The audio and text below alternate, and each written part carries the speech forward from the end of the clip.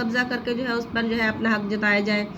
उमर बिन अब्दुल अजीज़ ने अब्बास की तरफ मुखातिब होकर कहा, अब्बास, खुदा की तहरीर तेरे बाप यानी वलीद बिन अब्दुल मलिक की तहरीर पर मुकद्दम है। यही फ़ौक़ियत रखती है कि मेरे नज़दीक कुरान का फ़ैसला जो है वो तेरे बाप की तहरीर पर मुकद्दम है, फ़ौक़ियत रखता है, क्योंकि कुरान में इस तरह की कोई बात नहीं है कि आप किसी की जायदाद पर काबिज़ होकर उस पर अपना हक जताएँ।